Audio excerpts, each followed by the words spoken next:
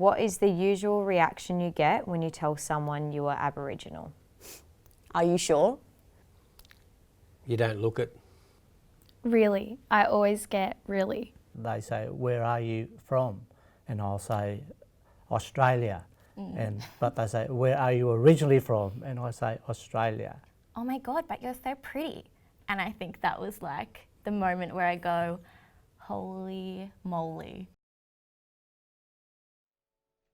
Have you got yours? Let's just pop your mic on. Hi guys, hello, nice to meet you. Thank you so much for coming today. Right. Are you nervous? No. That's good.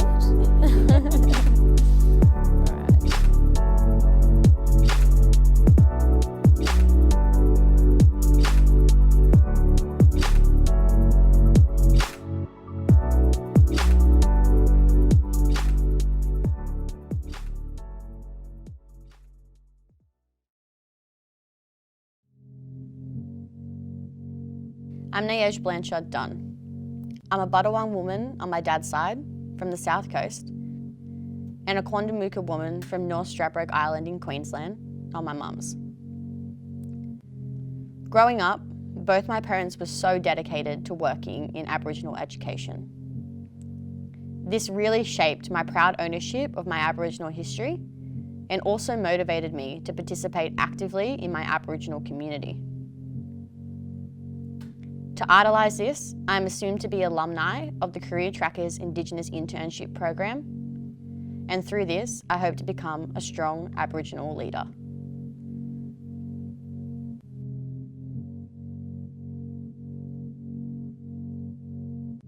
My name's Jeff Dunn. I'm a Budawang man from the South Coast, New South Wales, the lower South Coast, which is around Braidwood, Moruya and Wallaga Lake. My totems are the beach plover and the black duck. I grew up in Sydney, in Balmain, and then later in Parramatta. I currently work as an Aboriginal community outreach and student support. The reason why I do this, it's about giving back to community.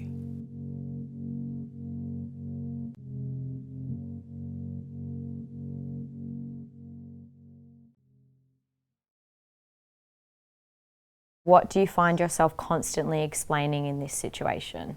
Well, I end up explaining that the Aboriginal colour gene is recessive. So every time you intermarry, the colour disappears. Being a black fella doesn't necessarily mean you're a black fella. Yeah, like, it's not really about skin colour, it's about your community involvement and the knowledge of your history. You know, it really has nothing to do with your appearance anymore.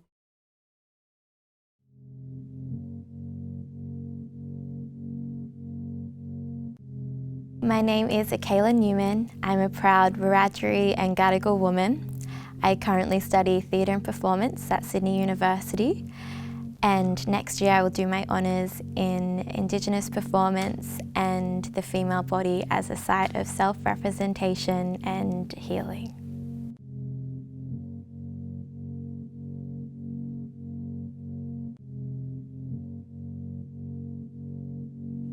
My name's Paul Newman. I'm a proud Wiradjuri Gadigal man on my dad's side, and on my mum's side I'm a proud Kamilaroi Walewan man heritage as well.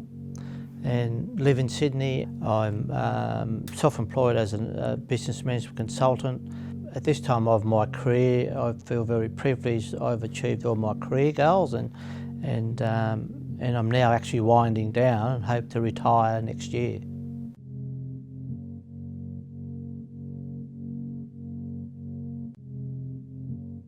How have you overcome any prejudice or bullying you have faced because of your cultural background?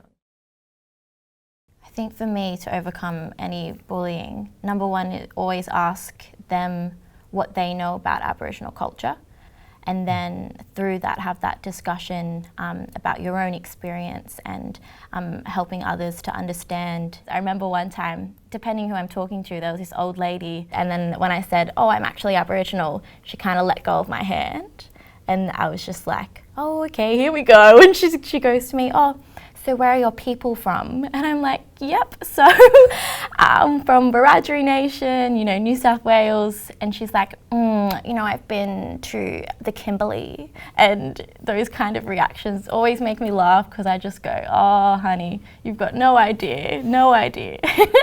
And of course, she's from a different generation, like the older generation.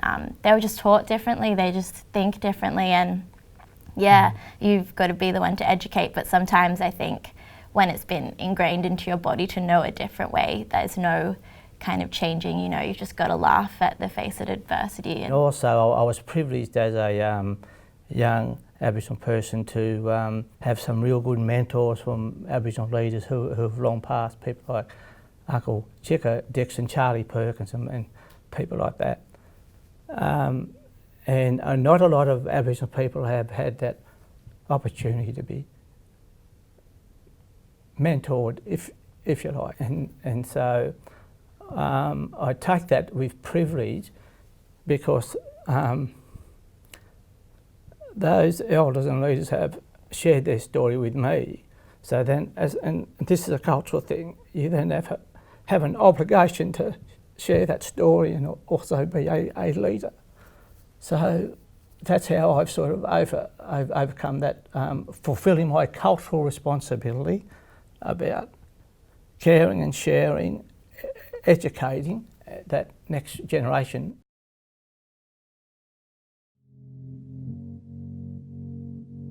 Hi, I'm Michaela Melanie Ford. I'm a proud Gamilaroi Wiradjuri woman. I've only discovered this about 2 years ago as my great-grandfather was passing through the Stolen Generations. I grew up on Durrag land, southwest Sydney, and I've been living there for 22 years. From a young age, I've been super passionate about working in remote Indigenous communities and working within my community. I've been involved in my community through song, through dance, and now I'm able to conduct training for those communities. I conduct training through podcasting and presenting, and I'm now a presenter on Koori Radio myself. I did receive a lot of comments and a lot of prejudice back in my previous role. I actually was always questioned, obviously, on my Aboriginality and how that fit into my workplace, and questioned whether or not I was actually able to attend Indigenous events and take the Indigenous benefits within the role. So that was a hard one to come across. Are you open to telling people you are receiving payments because of your cultural background, and why? I'm really proud to tell people of the work that I have done and the things that I have received. I am wary, however, to tell them it was because of my Aboriginality. I think for me, even in high school, when people would always ask me, oh, you're Aboriginal, don't you get things for free? And I would just look around and be like, sorry, where's my free stuff? But it's just this notion that everyone thinks that because of the history, when it's just not right. Well, I always say that I've received a scholarship, but I'll never actually say that it's because I'm Aboriginal. I feel like, I don't know, I just don't want someone to turn around and be like, oh, so you're given a handout, because I get told that anyway. I get told that about dental care, because apparently I get free dental. Or I get told that about, oh, like, you don't have to pay for your university degree. And I'm like, well, actually, no, I have about a $26,000 HECS debt that I've got to pay back eventually. And it's very interesting that people still have these stereotypes and around Indigenous stuff, but in fact, a lot of people just don't understand that there's a whole range of people, lower socioeconomic or disadvantaged people may be open to a whole range of benefits, but it's all means tested. There's criteria. So it's just a matter of, again, educating people. No, I'm not scared to tell people if I get an opportunity because it gives me a platform to explain that it's not an advancement. It's not something more than mainstream society gets. It's about equalising the situation. It's either you're defending your right to say you're Aboriginal, or you're defending your colour, you're defending your culture, and it's all a defence mechanism.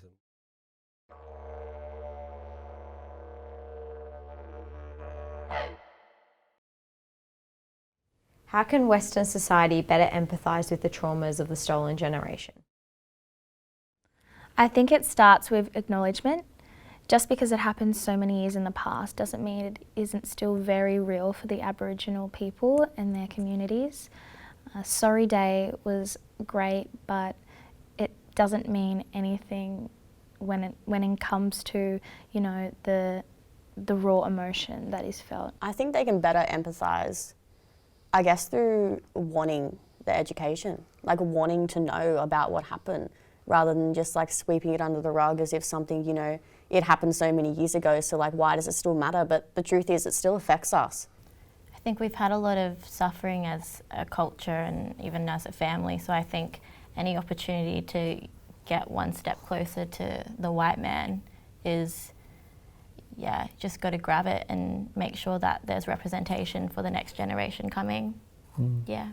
Aboriginal people were murdered, and there's massacres all over this country, you know, just things like the poison blankets, where Aboriginal people were given blankets to keep warm, infected with smallpox.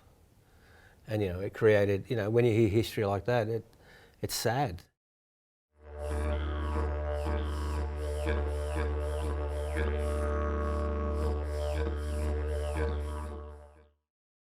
Are any of your family members direct survivors of the stolen generation? Yes, certainly. And if I can start to answer that question when put in the context, is that, as you're likely to be aware, that the stolen generation story actually starts from the mid 1860s and went up right up to the basically the 1970s. In my family, my great-grandfather was actually affected by the stolen generations.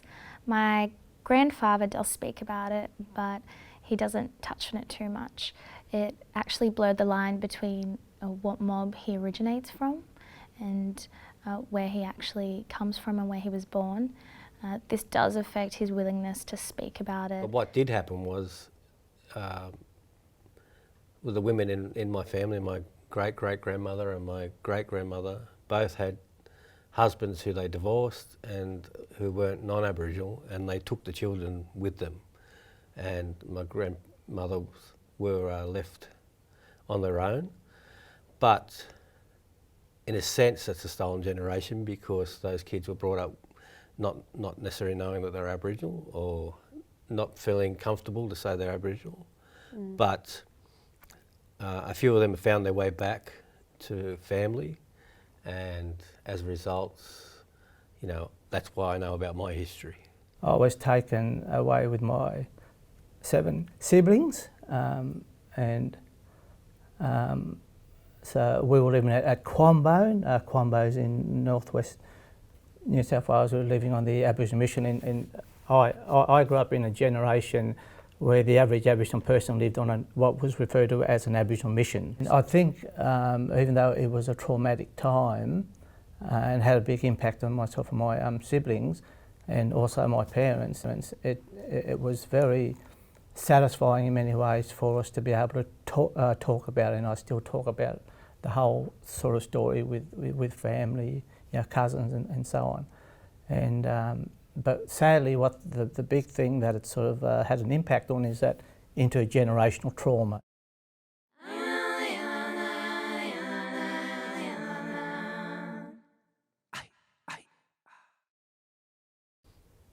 And if I could give the government some advice, I'd suggest they stop bagging people who come here on boats, because basically their grandparents and or prior generations came on boats as well. Very true. So up until about 2 years ago, I wasn't too sure what mob I actually belonged to. I now know that I'm a proud Gamilaroi Wiradjuri woman, but my auntie actually had to go through the process of doing all the research because my grandfather wasn't aware of where he was actually from. An underlying sort of cultural thing for me was I can still remember my mum's mum, my grandmother, when I was about 14, you know, when I was about to sort of leave for high school. And I can still remember Nan saying, son, make sure you get an education, because the white man is smart.